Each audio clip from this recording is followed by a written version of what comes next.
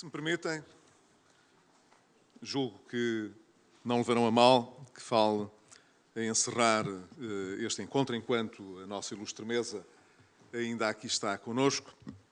Queria agradecer-lhes particularmente a todos terem aceito o convite que o PSE e o Instituto Sá Carneiro lhes formulou para darem o pontapé de saída destas iniciativas que nós estamos a promover para assinalar os 30 anos da adesão à, então, Comunidade Económica Europeia, às comunidades europeias, e, de certo modo, também para proceder depois ao balanço do que representou estes 30 anos de adesão e de integração, poder analisar, de certa maneira, o que foi a transformação do projeto europeu e da Europa durante este período e a transformação de Portugal durante esse processo. Isto não cabia tudo numa mesma iniciativa. Do mesmo passo que teremos, com certeza, a oportunidade para falar do presente e do futuro, e não há dúvida que teremos muito que falar.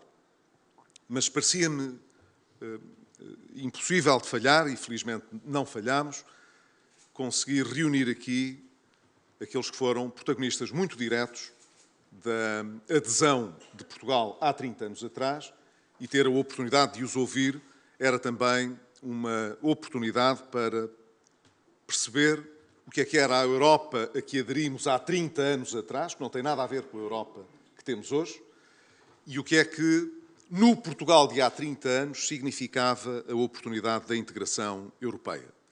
E talvez tenha ficado ainda alguma coisa por esgravatar, por aprofundar, mas, evidentemente, o tempo não dá para mais. Mas julgo que aquilo que aqui ouvimos é muito relevante e permite-me, pelo menos, dizer duas coisas. Primeiro, que se é verdade que vários governos prepararam esta adesão, na verdade, os principais partidos em Portugal tinham uma consciência plena da importância da opção que estava a ser feita.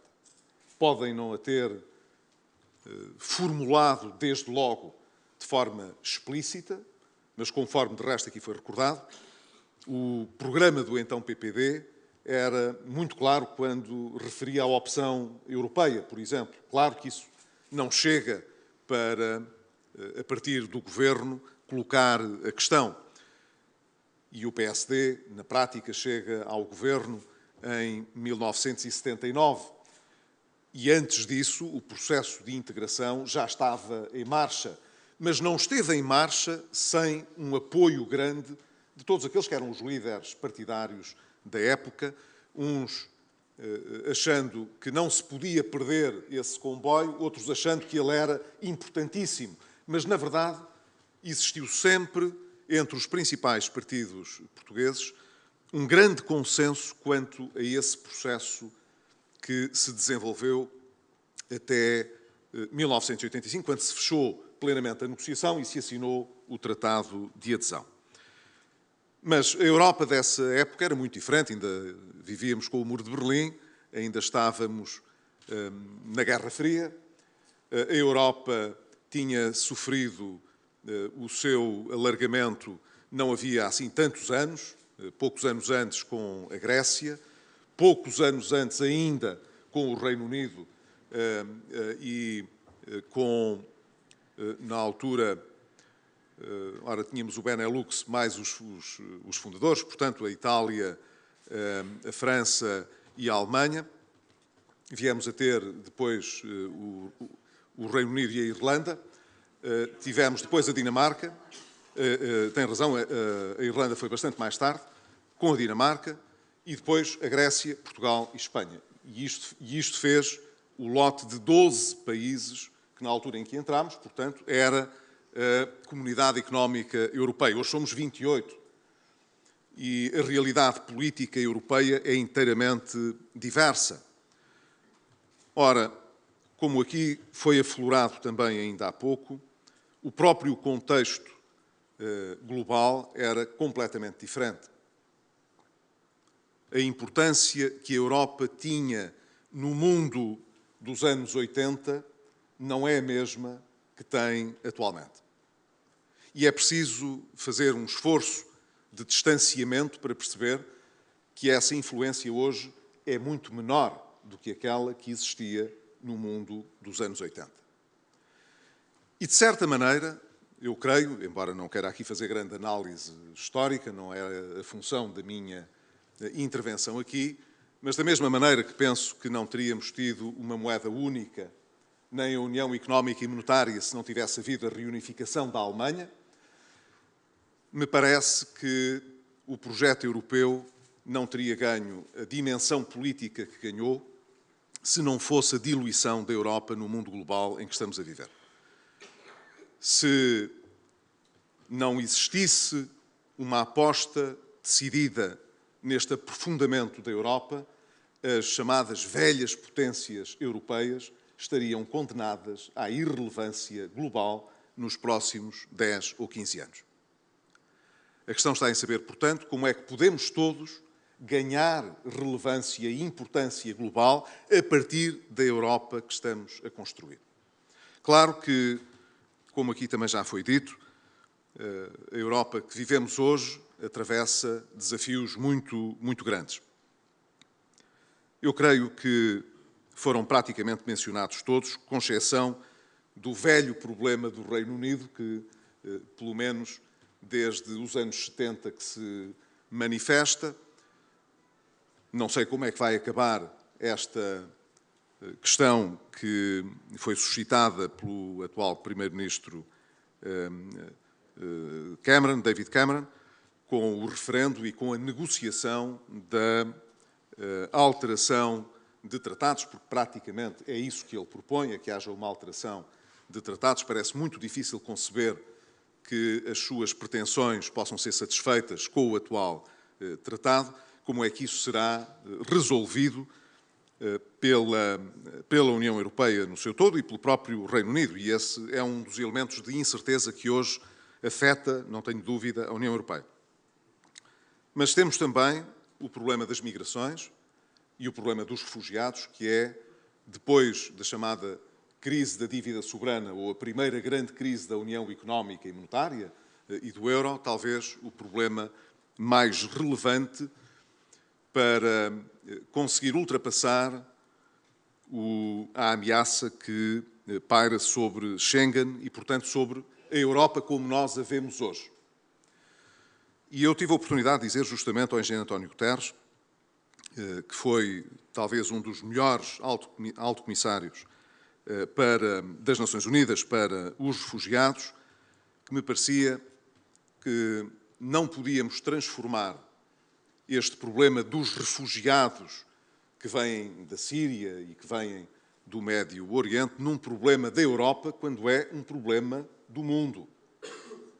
Nós estamos muito habituados a fazer a discussão como se tivéssemos nós, União Europeia, de resolver o problema dos refugiados que vêm da Síria e que conseguem chegar à nossa fronteira a fugir da guerra e que procuram aqui asilo, no fundo. Mas, na verdade, a obrigação de ir ao encontro destes problemas não é uma obrigação estritamente europeia. O problema bate-nos mais à porta, mas julgo que as Nações Unidas têm de ter uma resposta mais efetiva, e os Estados Unidos também, na resolução deste problema. Este não é um problema estritamente da Europa. Mas, claro, que, batendo-nos à porta, é um problema a que a Europa não pode deixar de dar uma resposta. E até hoje tem sido realmente muito insuficiente a forma como se tem lidado com este problema. Nós não conseguimos, nomeadamente em Portugal, receber mais refugiados, apesar de sabermos que existem muitos candidatos a poderem ser realojados. Mas muitos outros países na Europa estão nas mesmas circunstâncias. Nós tínhamos uma agenda que não se podia considerar muito ambiciosa para fazer o acolhimento e a recolocação, E, no entanto, passados meses e meses sobre as decisões que foram tomadas ao mais alto nível no Conselho Europeu, na verdade, foram poucas dezenas, para não dizer muito poucas centenas, ao fim destes meses todos, aqueles que conseguiram ser recolocados. As coisas, portanto, não estão a funcionar e a Europa está impotente a lidar com este problema e, não há dúvida, temos de ser mais diretos, mais pragmáticos a resolver este problema, sabendo distinguir aquilo que é um problema de fronteira e de fronteira externa com aquilo que tem que ver com a circulação dentro da União, com a segurança que devemos oferecer aos países, aos cidadãos, a todos aqueles que nos procuram e, ao mesmo tempo, lidar com a ameaça terrorista a que passámos a estar muito mais expostos do que estávamos anos atrás. E, desse ponto de vista, eu creio que faz falta aqui uma liderança maior e um esclarecimento maior por parte de todos os Estados. Julgo que aqueles que tomaram várias medidas, e tenho sobretudo presente esta última, que foi tomada, por exemplo, pelo Parlamento dinamarquês, e considero profundamente infeliz, possa merecer, da parte do próximo Conselho Europeu, uma reflexão séria e uma resposta também muito forte. Nós percebemos que os Estados estejam um pouco desorientados com o problema que estão a viver, mas responder como a Dinamarca está agora a responder não é uma resposta para o problema. E eu espero, sinceramente, que o Governo português, no próximo Conselho Europeu, não deixe de se associar a esta reflexão esclarecida de procurar uma resposta diferente por parte dos Estados, estejam eles mais na fronteira sul, estejam eles a receber aqueles que do espaço Schengen lhes possam chegar por via deste problema que está a afetar o mundo inteiro, mas a Europa em particular, a partir da Síria. Mas nós temos também um problema de migrações económicas, não apenas um problema de refugiados. Muitas das pessoas que buscam a Europa não fogem à guerra, vêm à procura de uma oportunidade de vida diferente daquela que podem aspirar no seu país de origem, muitos deles em África, alguns também no Médio Oriente e na Europa de Leste. Ora, para lidar com um problema económico, nós temos também de ter respostas apropriadas. E desse ponto de vista, eu creio que fechar a Europa não resolve o problema. Nós temos de ter uma política, e creio que há uma consciência disto, o que não existiram foi ainda mecanismos efetivos que lhe dessem consequência.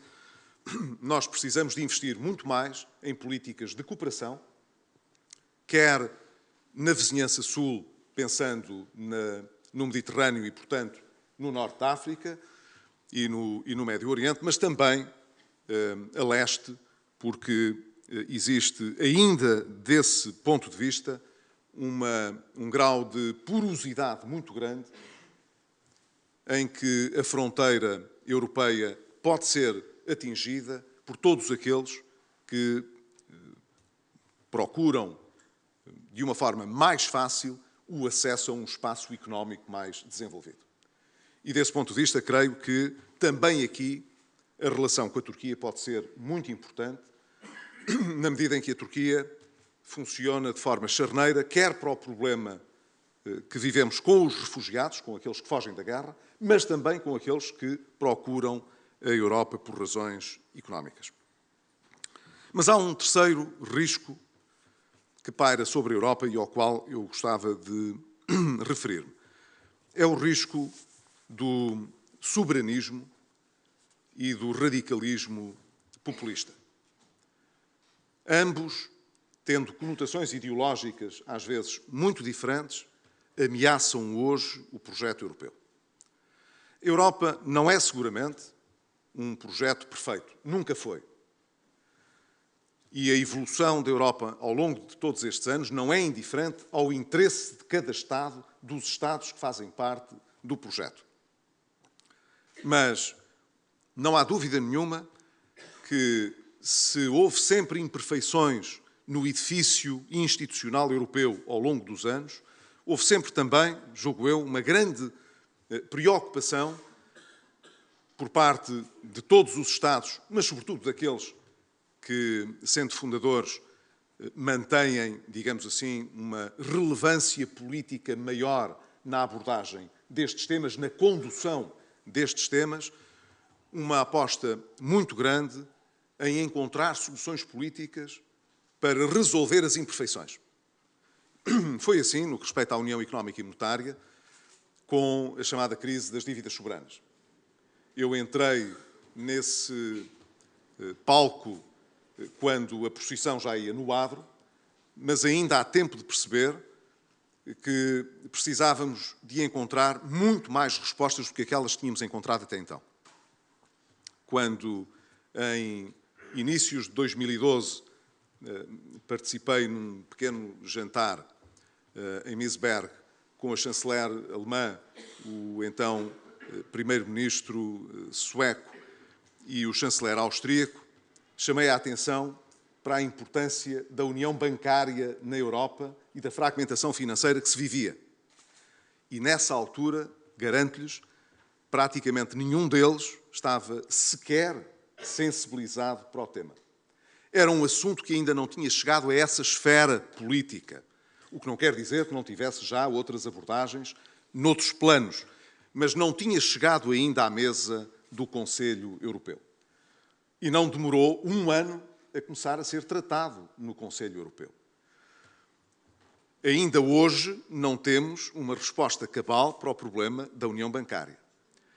E ainda não temos sequer uma noção precisa de como criar aquilo a que devemos chamar uma união de mercado de capitais e, portanto, uma união financeira que está para além da união bancária. E, no entanto, não é possível consolidar e pensar num futuro da união económica e monetária sem ter uma união financeira na Europa. É muito mais difícil fazê-la, porque quando juntamos 28 democracias, é mais difícil colocar toda a gente de acordo dentro dos prazos que às vezes são os críticos para que a decisão política possa ocorrer. E, portanto, para que o calendário eleitoral, democrático, político de cada Estado não se torne num pequeno empecilho à criação das condições para a melhor oportunidade de decisão. Mas, como estava a dizer, se temos noção, portanto, de que ainda há muita incompletude e muita coisa para fazer, há nos principais atores políticos, seja nos diplomatas, seja nos representantes dos Estados, uma vontade para dar resposta a esses problemas. E eu senti sempre isso na generalidade dos, então, meus colegas europeus. Mas nota-se, de há alguns anos para cá, uma emergência de populismos radicais ou radicalismos populistas, como quiserem, uns mais de extrema esquerda, outros mais de extrema direita, e movimentos ditos soberanistas que têm sobre a Europa uma visão, e eu direi mesmo até a alguns, estratégia, muito pouco consonante com aquilo que é a nossa visão do espaço europeu e do desenvolvimento futuro das instituições europeias.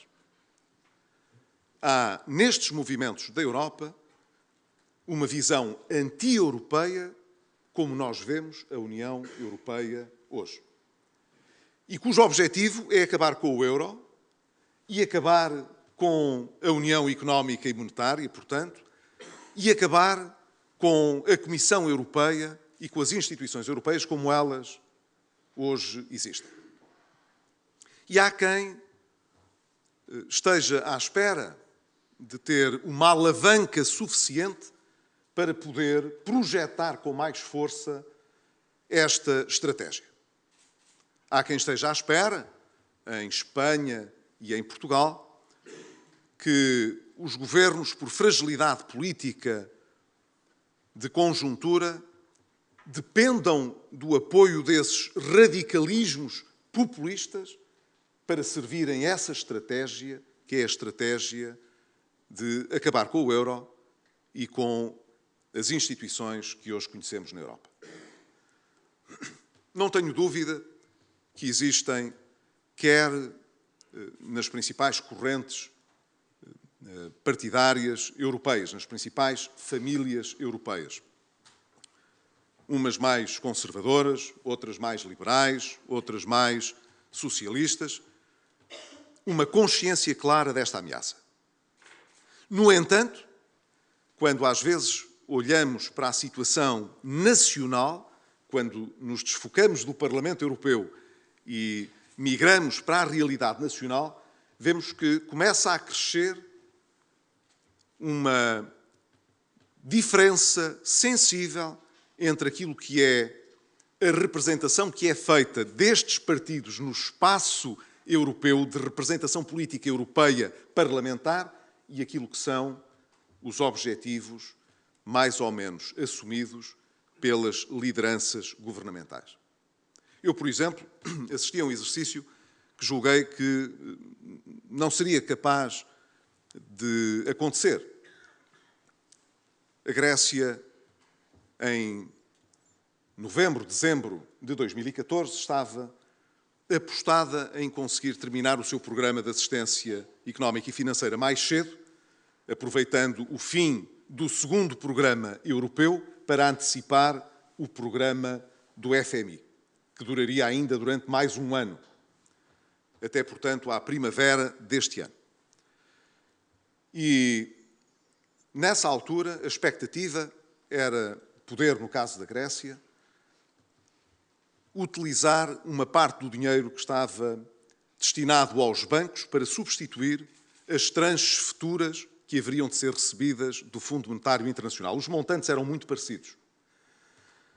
A única coisa que a Grécia precisava era de negociar um programa cautelar que, de alguma maneira, tornasse mais credível esta transição. E quando o Syriza ganhou as eleições, a maior parte dos governos europeus e da Comissão Europeia receou que o caminho a seguir pelo novo governo pudesse pôr em causa o processo que tinha sido realizado até então. E a maior parte das pessoas importantes destas instituições europeias apanharam o primeiro avião que tinham à disposição para Atenas para manifestar a grande disponibilidade e abertura para apoiar o novo governo a resolver um problema que era um problema sério, ainda é um problema sério. E à medida que as semanas passavam, o resultado que cada vez se adivinhava como mais provável era aquele que parecia menos racional a toda a gente.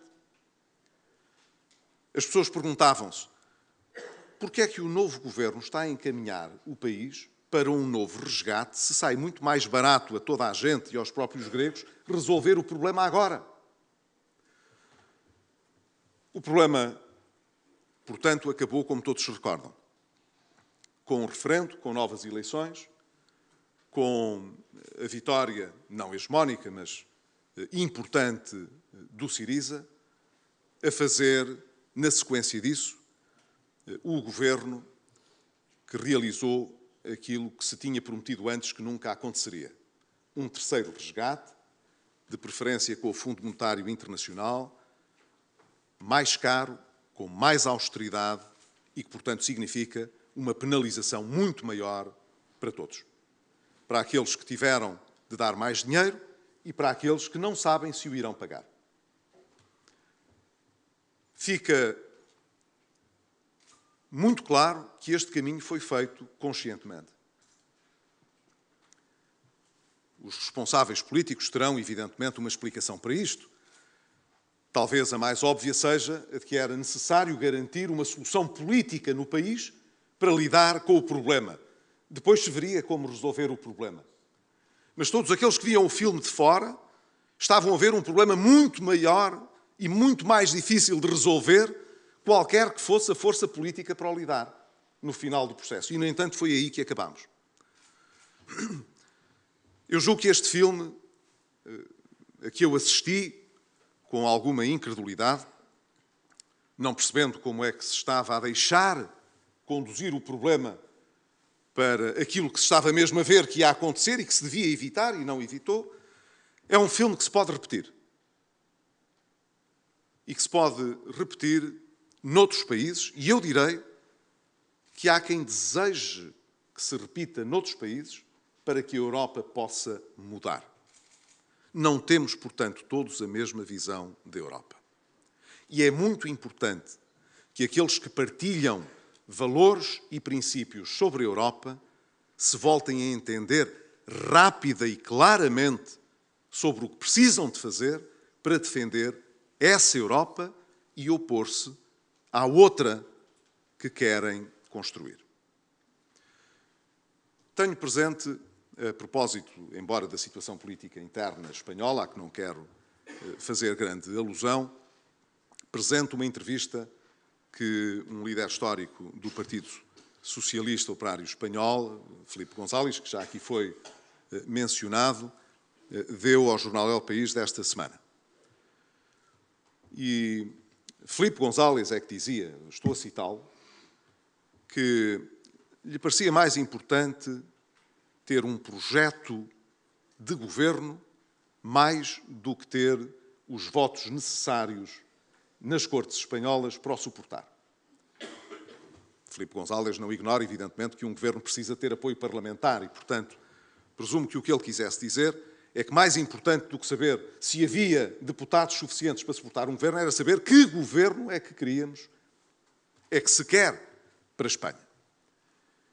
E dizia, tendo bem presente o que se passou na Grécia, se em Espanha queremos colocar o stalinismo 3.0 a governar a Espanha, então não estamos a falar da mesma Espanha nem da mesma Europa uns e outros. Claro que ele estava a enviar um recado para o interior do seu partido. Os visados responderam imediatamente. Disseram que ele estava a falar como o PP espanhol. E, portanto, da mesma assentada, quiseram embrulhar a liderança histórica socialista com os chamados conservadores espanhóis. Isto mostra bem que, bem à frente dos nossos olhos, se está a processar uma intensa e importante batalha política da qual fazemos parte. Convém que não sejamos instrumentalizados no meio dessa batalha. Que a saibamos identificar e que possamos agir em acordo com os nossos valores e os nossos princípios. Eu direi que, no nosso caso, é muito importante que o atual governo saiba bem as escolhas que quer fazer no espaço europeu. Porque a maioria de que depende pode não ter a mesma visão que nós temos sobre essa matéria. Aliás, não têm a mesma visão que nós temos. Resta saber qual é aquela que o governo quer realmente defender. Mas hoje, as escolhas que se fazem ao nível nacional são muito importantes para as escolhas que haveremos de fazer no espaço europeu. Não podemos separar demasiado as coisas. Não tenham dúvidas sobre isso. Concluo, portanto, dizendo que a Europa em que vivemos não é uma Europa perfeita. Para a maior parte dos portugueses, eu concordo, a Europa hoje pode parecer menos atrativa do que era há 30 anos quando aderimos. Estes 30 anos trouxeram muitas coisas boas, mas também nos trouxeram os problemas evidentes com que hoje a Europa se defronta e há alguns que resultaram também de escolhas nossas dentro de um espaço europeu que não estava preparado para lidar com os problemas que nós tivemos de lidar, mas eu continuo, muito realisticamente, a acreditar que vale a pena defender este projeto europeu. E ele, nos desafios que hoje enfrenta, é bastante diferente daquele que tínhamos há 30 anos. Mas vejo hoje ainda mais razões para não nos distrairmos quanto aos argumentos que utilizamos e quanto aos objetivos que devemos reservar para o nosso futuro. Porque, acreditem, o que se está a passar hoje no palco europeu é uma confrontação de ideias muito distintas que não estão tão desequilibradas como estavam há vários anos atrás. E o poder de sedução de algumas correntes anti-europeístas e dos populismos radicais é muito maior em muitos países do que era há alguns anos atrás. Aqueles que acham que não vale a pena incomodarem-se com este assunto por acharem que têm alguma supremacia moral a lidar com o problema, podem um dia, ao final do dia, estarem bem arrependidos de se terem feito demasiado distraídos. Eu esperaria que isso não se passasse no nosso país. Muito obrigado a todos.